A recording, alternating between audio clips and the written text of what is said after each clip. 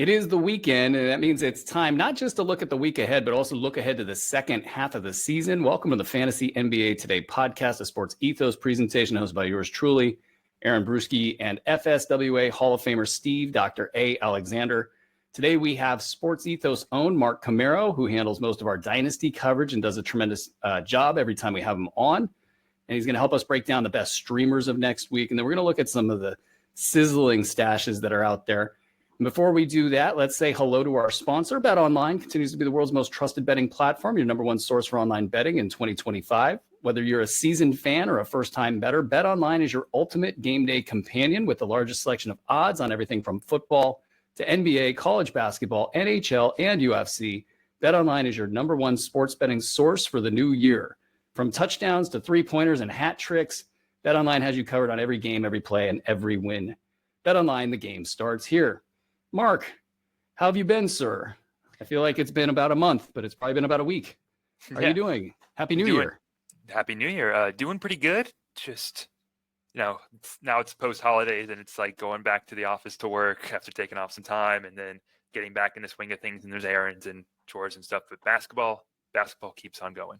Yes, it does. And as I was talking about yesterday, it feels like it's just raging out there. There's lots of huge stat lines with all the big name guys. And then you've got a bunch of key injuries that have opened up a bunch of playing time. And then you got a trade season. And it feels like this next week is going to be a ton of fun. As for this week, we have a pretty vanilla week in terms of just games played and the streaming situations that are out there. We've got 14 teams with 4 games, 14 teams with 3 games, and we got 2 teams with 2 games.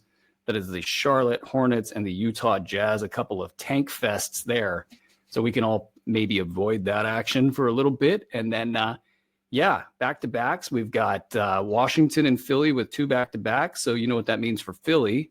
A lot of rest there. Washington, maybe some rest. But a good week for streaming. We got Monday and Saturday, 6 games. Tuesday and Thursday, 5 games. So both of those days line up real well for streaming. You got a busy game night on Wednesday with 11 games. Friday, typically busy, 9 games. And then Sunday, nice and medium, 7 games. So some potential for streaming there. We're going to get into the sweet spots of all of that here as we go. Teams that we are avoiding for streaming, Charlotte and Utah, obviously, because they got the 2 games. We've got teams with 4 games in Washington and Portland that hit the streaming schedule quite nicely. And so we're going to get into all of that stuff. And before we get into that, if you guys are enjoying what we're doing here at Sports Ethos and you're watching on YouTube, drop a thumbs up on this video. And if you're tuning in on Twitter, follow us at Ethos Fantasy NBA. And if you're listening on the podcast feed, do us a solid. If you guys could give us a 5-star review, that would be great. Okay, so let's start with our top 5 streamer targets from this group of teams. We've got the Cleveland Cavaliers, we've got Detroit, we've got Houston, Indiana, the Clippers, the Thunder, Philly, Phoenix, and Sacramento. These teams all have 3 games on lighter schedule days. So I know that's a lot of teams, and these are, there's a lot of, players to pick from here. But Doc, who do you like? Throw out some names and let's get the conversation going. Cleveland, I would say, Cleveland, I think it's Karis LeVert over Ty Jerome. Detroit, I think it's also Sarah Thompson. Malik Beasley is like must roster guy. He shouldn't be there, but if he is, I think you want him. I'm a Cam Whitmore believer as long as Tari Eason is out. Is there a streamer in Indianapolis? I don't know that there is. Clippers, I kind of like Derrick Jones Jr. Thunder, I would say Lou Dort would be my choice. Phoenix, I'm still a Mason Plumlee believer, even though he's making it very, very difficult. That's a tough business to be in. And then Sacramento, our Lord and Savior, our favorite basketball player, Keon Ellis. Hallelujah. Hallelujah. Praise the Lord. I caught the Holy Ghost. I did, I tell you. What you got, Mark? What do you think about the streamers? I know Doc probably plucked a lot of the best ones, but who else would you say in that group that you like? He did. So, but I do want to. I'll touch on some of them. I mean, Keon Ellis was the top name for me. I mean, 15% owned on Yahoo as of 15% owned rostered on Yahoo as of Friday. Give us the program, people. He showed out last season when he got the minutes. We saw what he could do, putting up plenty of defensive stats, some triples, some other stats. He should not be 15% rostered. That baffles me. Malik Beasley, he's 5% in ESPN. Well, it's even worse. Get on the program, ESPN, even more. Malik Beasley, 31% rostered on Yahoo. I mean, I get he's not everyone's cup of tea because he just points in threes, but if you need points in threes, he should be rostered, and there's usually one team out there that needs points in threes. For the Pacers, Andrew Nembhard's at 21% on Yahoo, which I get. I think he's was a little overhyped after the playoffs last season, but still, if you need some assists, some steals, and maybe you get a pop-off performance in points, I think he's a name to look for.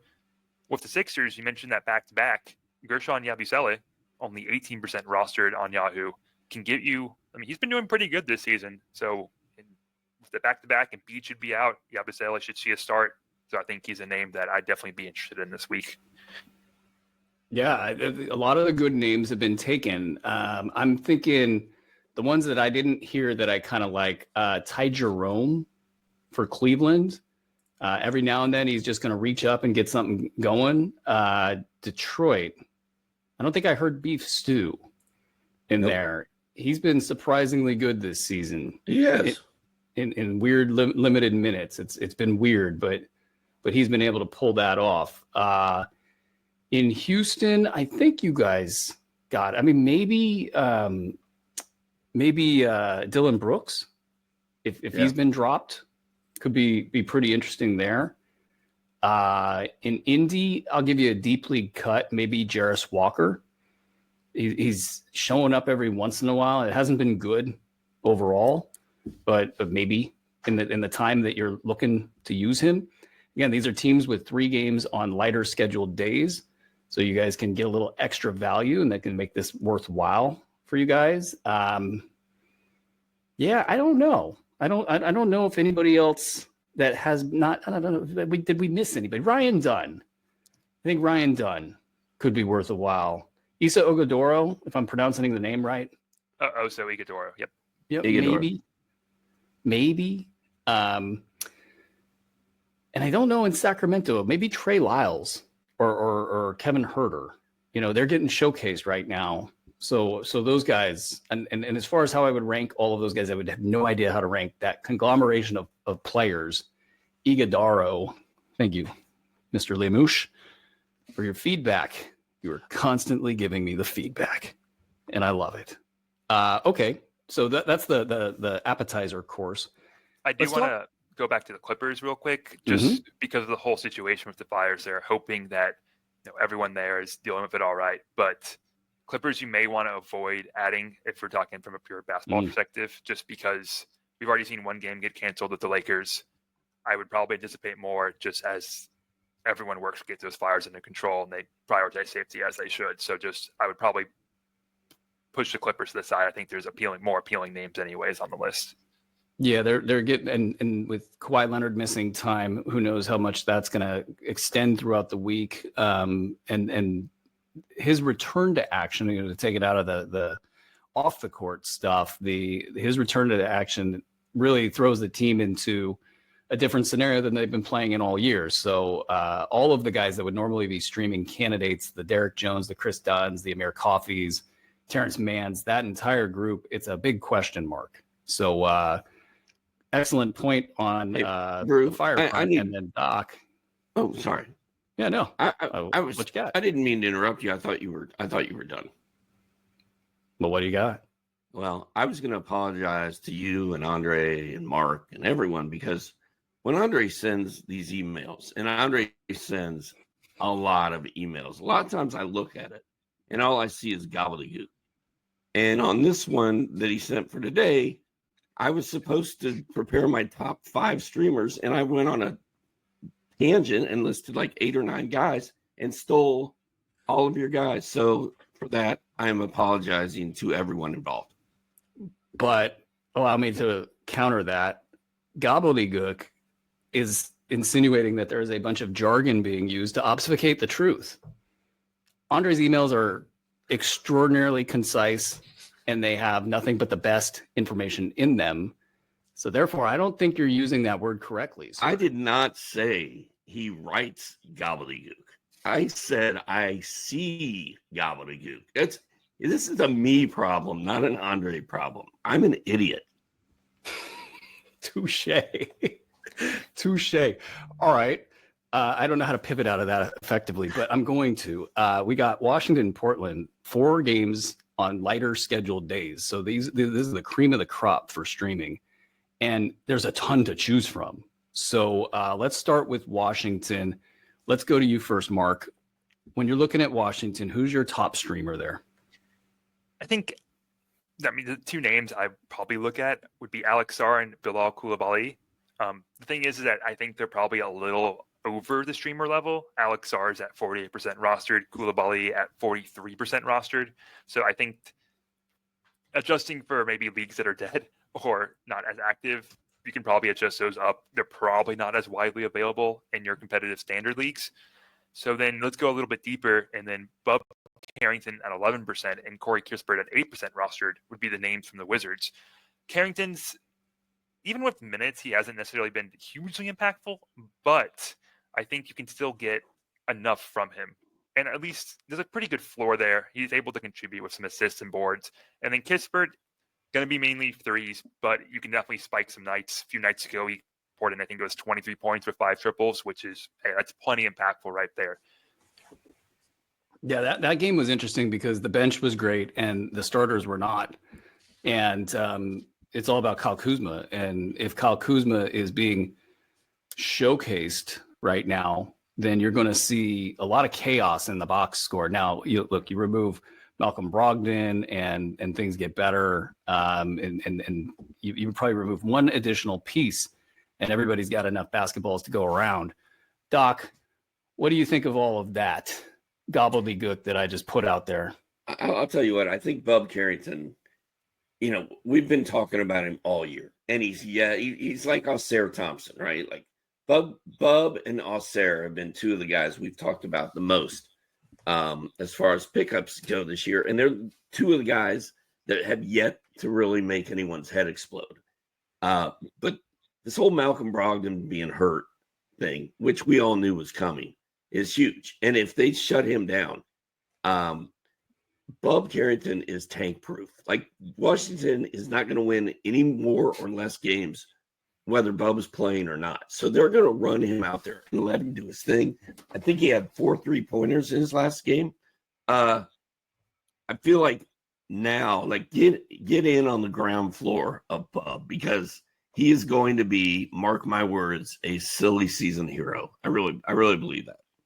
Well, Malcolm Brogdon's injury reporting might be a little bit of gobbledygook for some pre-trade deadline stuff where maybe they're resting him, but either way, their point remains that Carrington's going to get that workload, whether it's fake reporting or not fake reporting, whether it's injury management or an actual injury.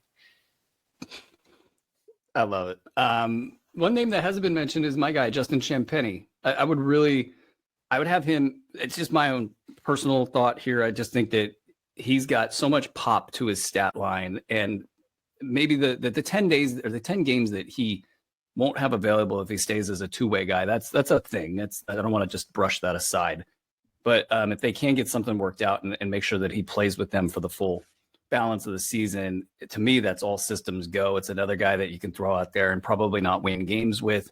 I mean, I'm just hoping for a Bub Carrington, Justin Champagnie, Bilal Coulibaly, Keyshawn George, kind of a team, and Alexander Sarr down the stretch where these guys just run around and make it all happen. What about from the Portland side? Let's start with you, Mark. Where are you at as far as a streamer goes for this squad?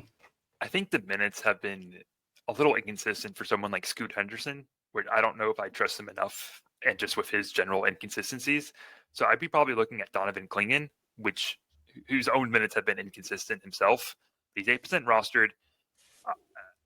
Outplayed Aiden last Thursday night, where Aiden just, again, looked very disinterested.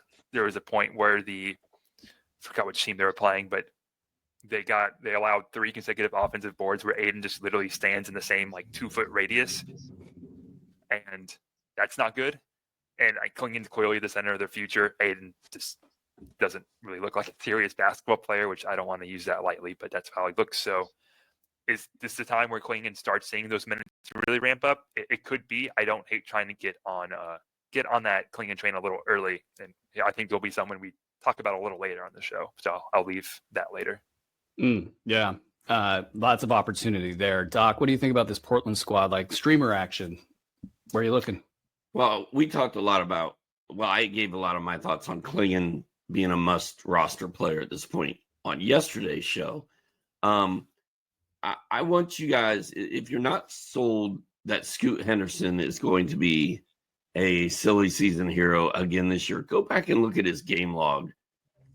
His game logs from February, March, and April of last year. Just scroll down. April was sick. March was pretty dang good, and February was solid. And I think we're going to see the same thing happen again with Scoot once they officially pack everybody else in. Hopefully it's just Scoot and Klingon out there playing a two-man game together and balling out. I think it's going to happen. And pardon me, I was trying to avoid the trash pickup from getting into this pod here and making Andre have to edit more stuff. Good old trash pickup on Fridays. I love it.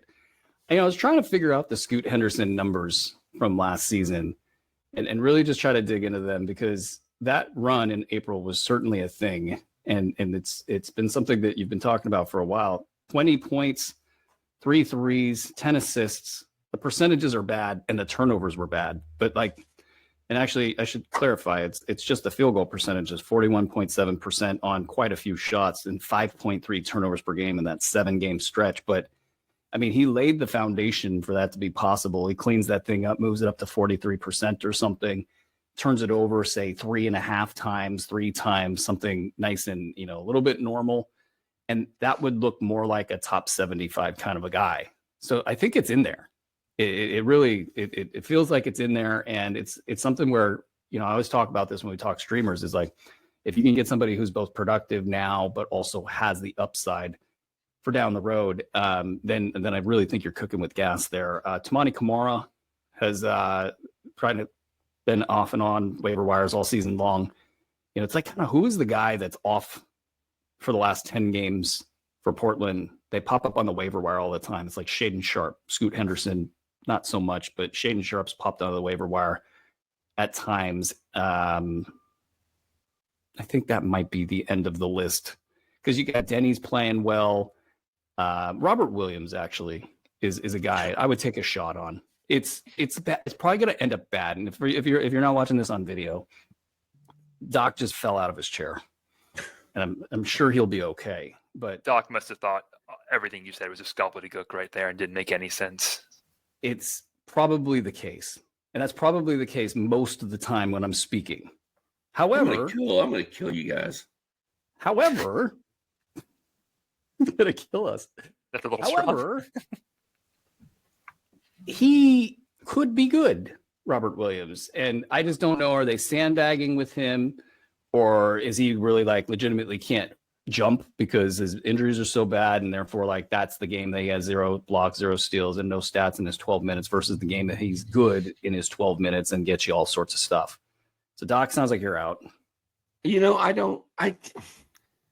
Every time I take a shot with Robert Williams, it ends poorly every single time. And that time I had Adam Schefter on my podcast, Roto World, we were talking about the Time Lord. And oh my God, the Time Lord. The Time Lord is going to be the thing this season. And he wasn't. He never has been.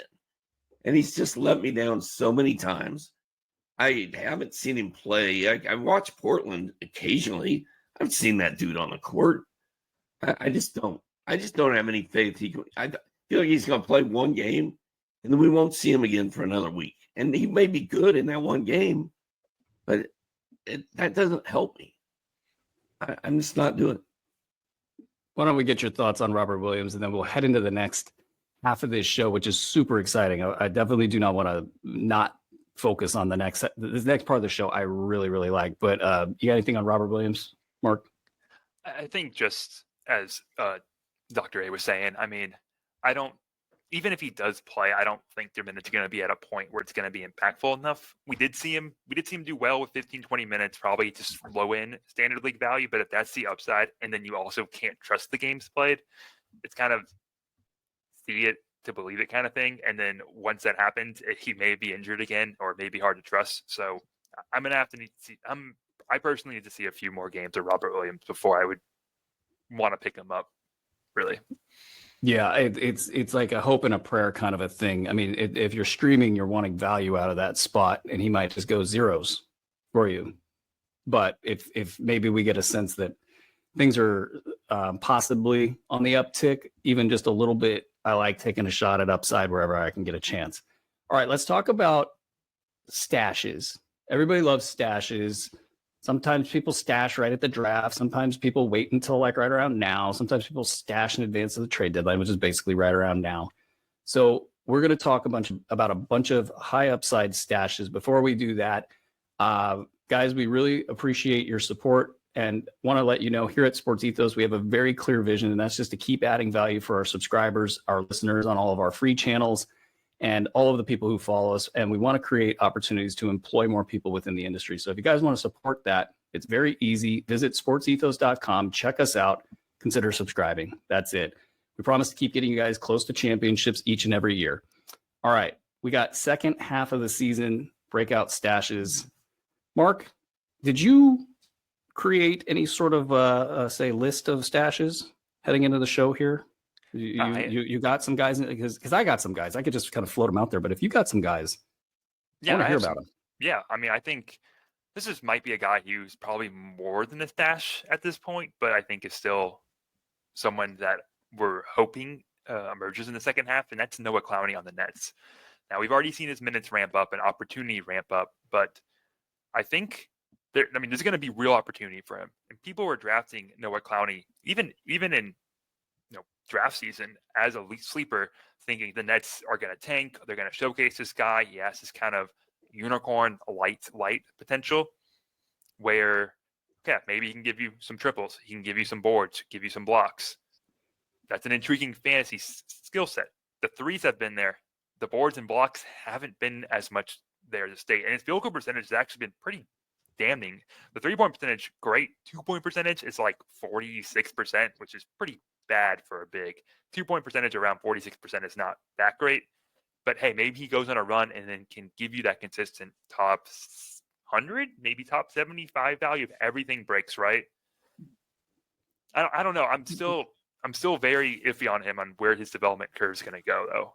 I want to hit you with a question that gets into the specifics. Blocks and other stats, but blocks especially, blocks and field goal percentage. Do you think that this is a function of his surroundings, or did he possibly go over the summer and say, I'm just going to work on my 3-point shooting and that's it? And then, kind of become a one-trick pony because that's what he wanted to do. Do you think it's that or the former or something in between? I am probably not going to answer this question directly. I'm probably going to give a bunch of gobbledygook here for the answer. But, Noah Clowney's draft profile was someone who had the flashes and the makings and the sketches, the outline of a stretch big man, but maybe wasn't big enough to do that. Maybe he needed to put on more size. Maybe didn't have the length. Maybe he couldn't be a center full time. And the 3 wasn't reliable. So the 3 being reliable is great. But I think we're seeing some of those concerns with he's still maybe a little undersized, maybe can't be the full rim protection. And even though there aren't really too many centers besides Claxton, I mean, you have Claxton and Sharp, but they've been a little in and out of the lineup. Maybe, Clowney maybe isn't playing that center, maybe doesn't have as many block opportunities, or maybe just doesn't have it in him. I'm not exactly sure which it is yet, but either way, it's not leading to as many blocks as I think we'd hope to see for him. So I'm not really sure if that's something that will be in his bag or not yet. It's still a little indeterminate for me. Doc, are you messing around with Noah Clowney? He is in my DFS lineup this evening, or it's Saturday, isn't it? He was in my DFS lineup last night, bro. I wonder how that went. Yeah. I hope it went well. I hope it went really, really well. He's coming off that big game. He scored like 29 in his last game, I think. The blocks have not really been there, but this team is going nowhere. They're tanking. It's developed Clowney time, and I have a lot of hope. Somebody warming up over there. You warming to Clowney?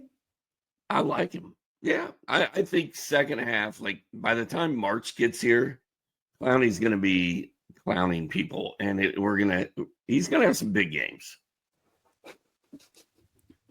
I love this show. I think it's hard to get blocks if your team sucks.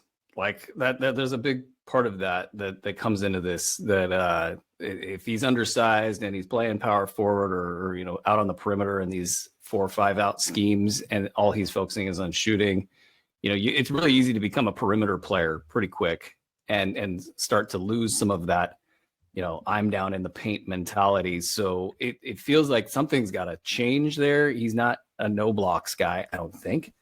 But he certainly got the buzz because he was going to be both a blocks, not huge blocks guy, but not a nobody there. And then everything else was supposed to come around, including the 3-point shooting. The 3-point shooting did. Okay, let's check out a couple other names that are floating around our chat here. Let's go with, we've talked about Bub Carrington quite a bit, I think, on the shows in general. But Mark, would you consider him a mustache player right now? Probably depends on how you as the manager view stashes. It depends on where you are in the standings. If he's a mustache, I think we've seen though what his ceiling is with the minutes, because he's gotten pretty good minutes this season. That hasn't been the issue. It's been more ramping up the usage to shots. I don't know if we can get to high enough level unless they're just literally force feeding him shots, which they're kind of have a lot of players in that lineup which use shots. So mustache, no, just because I don't know if I see like top 75 there, but like for 100 to like a low level solid starter in redraft leagues, yes, I think that's more of nice to stash rather than mustache for me for Carrington. Although I was a huge fan of his game. I think I had him like 8th to 11th on my IRL big board in the draft. So I do like his game, what he can do. I don't know if it's going to be fully there for the second half. What about you, Doc? You've been talking big about Carrington. You still got him as a mustache player? Every time y'all say mustache, all I can see is like Tom Selleck, and it kind of creeps me out.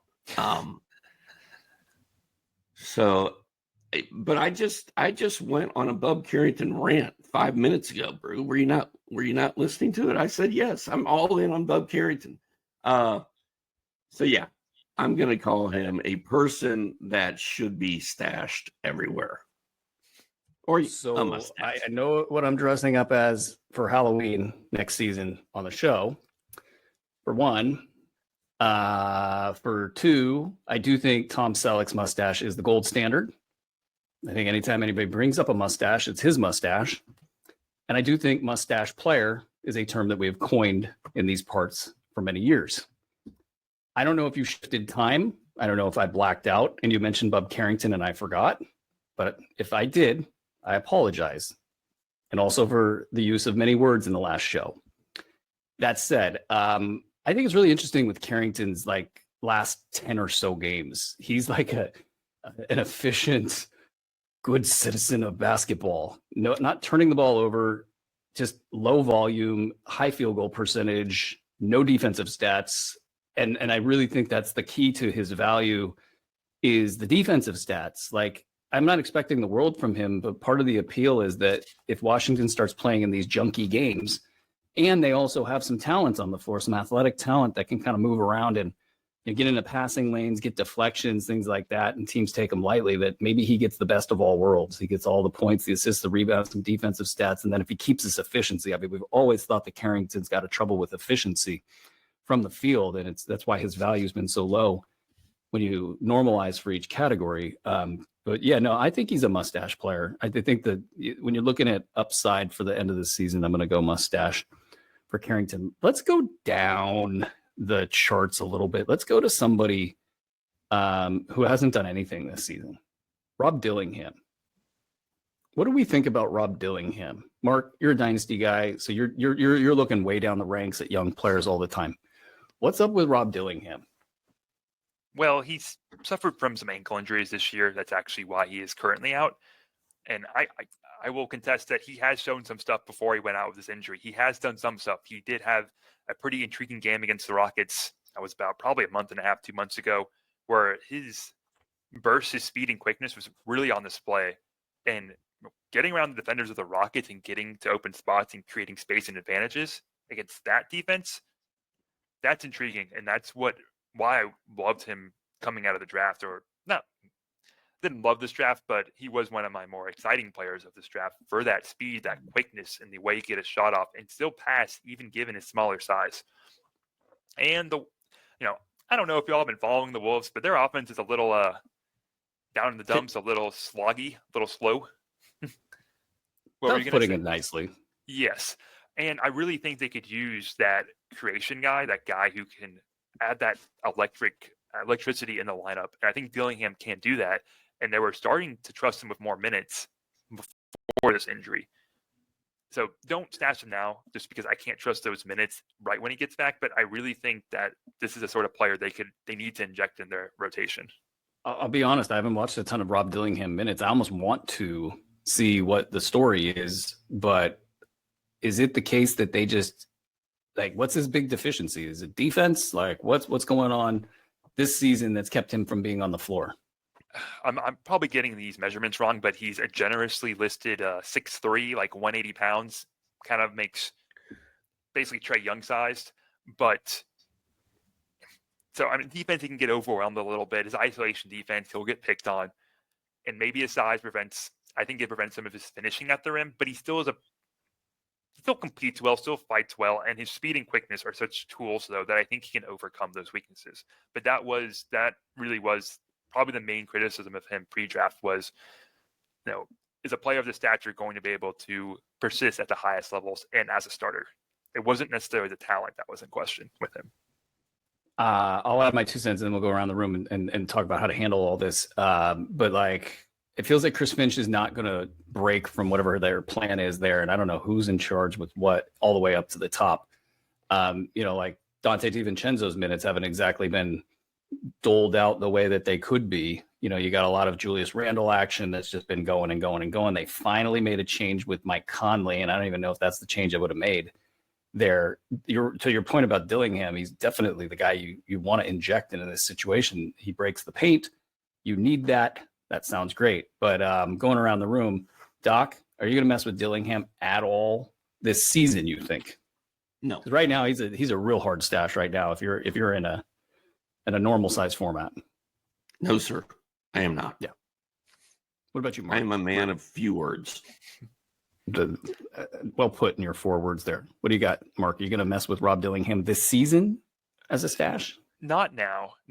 But I'm in a 14-team league. I will keep an eye on him just to see if I need to inject that electricity in that league there. Standard leagues probably won't make enough noise. You mentioned Chris Finch and not kind of messing with the rotations too much. That's probably honestly the biggest hindrance as well, as along with his size, is Finch going to trust a rookie and one coming off injury? Maybe not. I would like to see him try, but it may not materialize this season. Let's go to a player that we wanted to throw a little.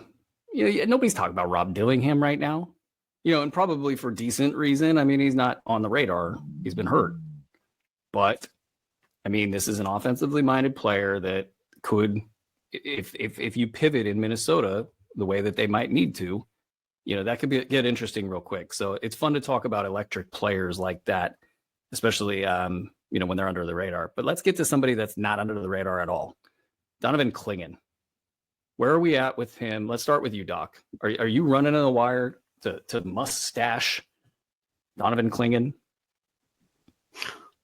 He doesn't have a mustache. I can't help with that. I could mail him a Tom Selleck lookalike You just said mustache.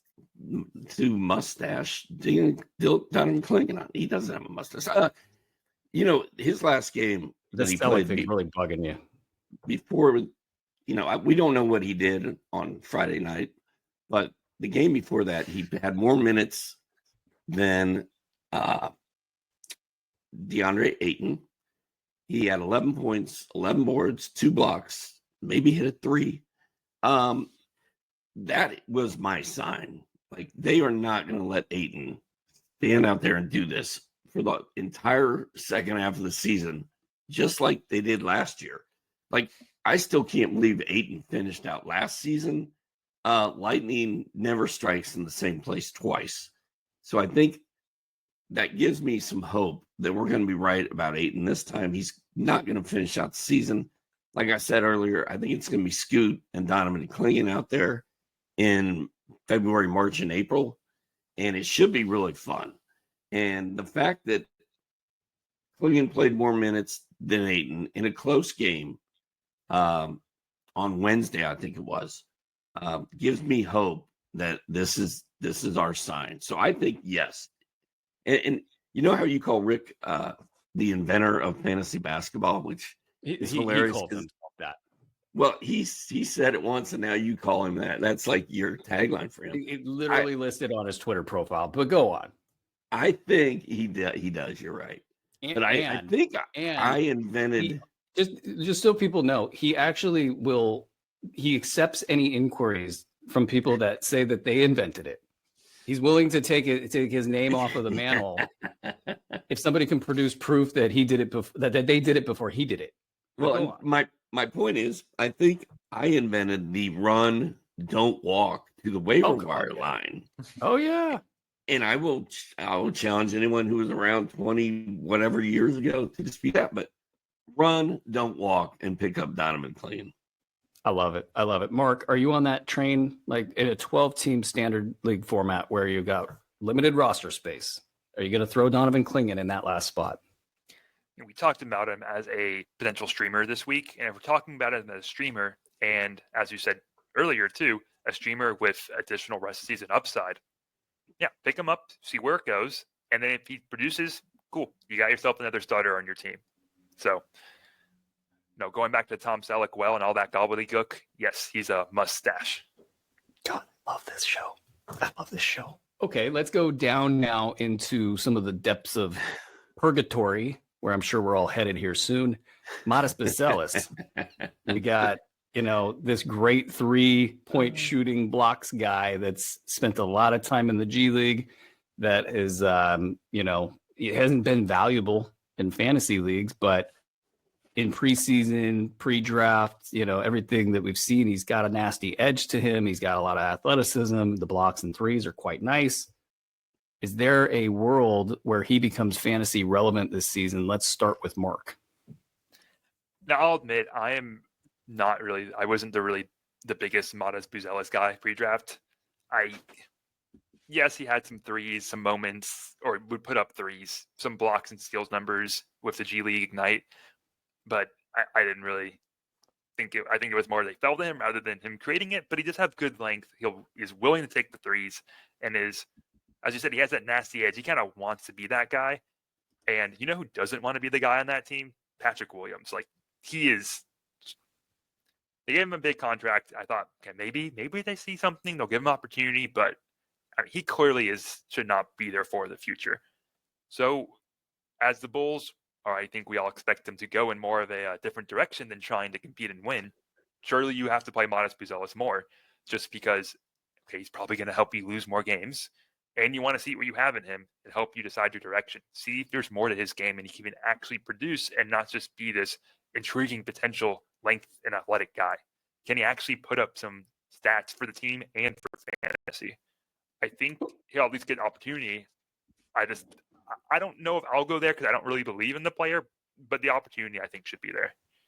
Let me try to game this out and see if I can make it a little bit more appealing for the palate. Like, okay, there's been talks that Golden State really likes Nick Vucevic as their possible trade target to make a run with Curry here.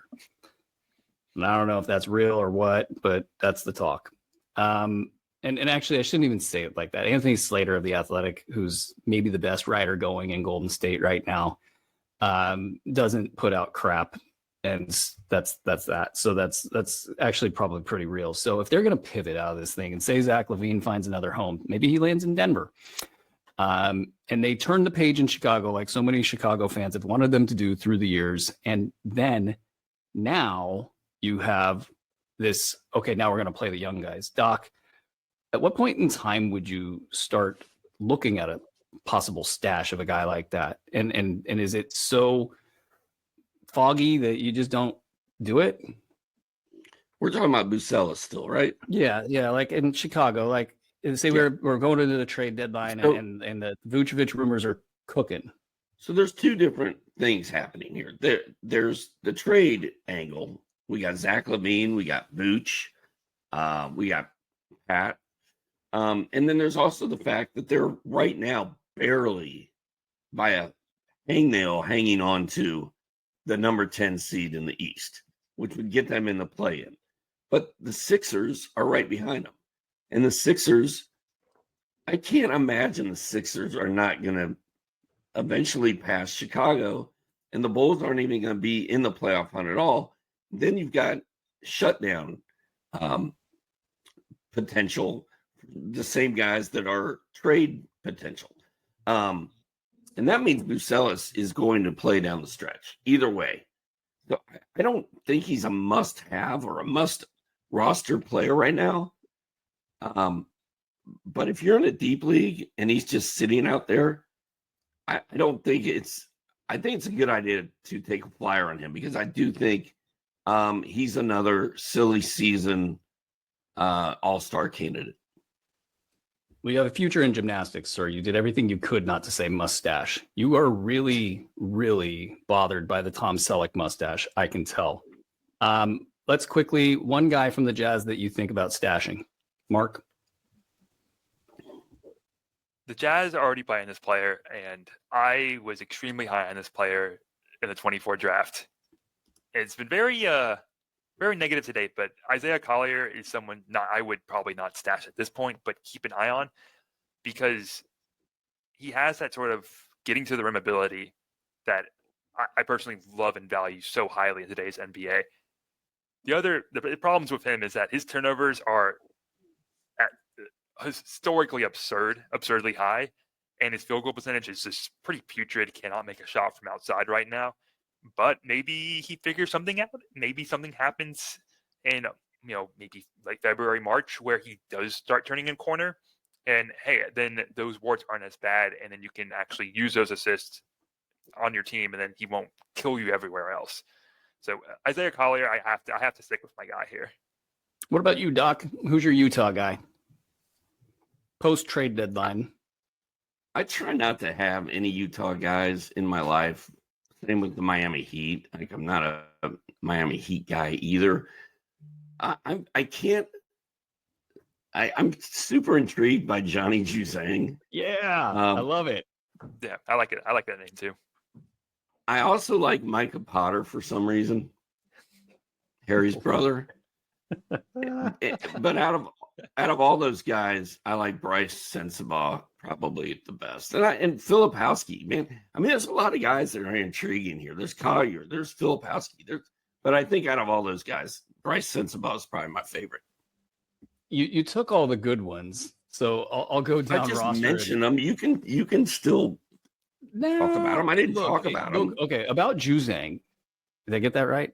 He's Juzang. Yep. Yeah, he's been on the radar. I mean, he's starting. He's getting minutes. He's top 175 guy over the last 2 weeks. He's there. He's doing it in 22 minutes. I don't know. Maybe they're gonna have to go full Johnny Juzang for this to pay off. But that's at least intriguing. I think Sensabaugh is probably the name that I like the best out of the rotation there. But the only name that wasn't mentioned that I feel contractually obligated to mention is Drew Eubanks.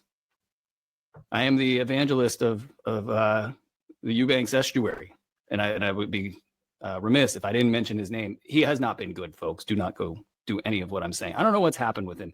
He had a little moment there where he was actually good, and then he's not really good anymore. I don't know.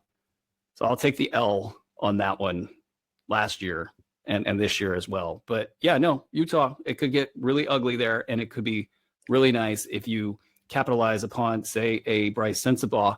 You know, he's a top 60 guy over the last 5 games or so. Obviously, a couple of huge games in there to drive the number up, but we'll see. All right, guys, wonderful discussion. Feel free to shout something if you want. Otherwise, I'm going to get us out of here. And to our listeners, thank you guys for all of our the questions, the feedback. We're trying to make a ton of investments in the platform. We keep saying this over and over and over again, but we really are. And we want to have you guys send us your wish list. Send us what you would like to see around the site, on shows, etc. Want to build this platform out in a way that serves you guys best. Make sure you guys are subscribed to each of the different places that we put out our content. There's so many different social platforms. There's so many different ways that content goes out these days, and we're putting out special content in each place. So make sure that you subscribe to this show on YouTube. Hit the thumbs up so you get it in your algorithm. Make sure that you guys are subscribed on social media platforms to @SportsEthos, @EthosFantasyNBA, whether that's Twitter, Blue Sky, Threads, you name it. Also, we have a free Sports Ethos app. It's my favorite thing in the world. Go download that. It's free, and you get all of the news feeds. There's some tools there to help manage your teams. We're adding stuff to that app on a weekly, monthly basis. It is outstanding, and we're excited about that like no other. That's going to do it for this show. Thank you, Andre, as usual, for producing a monster. We love it. You guys, you do amazing work. Thank you guys out there for being a part of this journey. Thank you, Mark. Thank you, Doc. This has been Fantasy NBA Today. This episode was presented by Bet Online. And until next time, ladies and gentlemen, be well.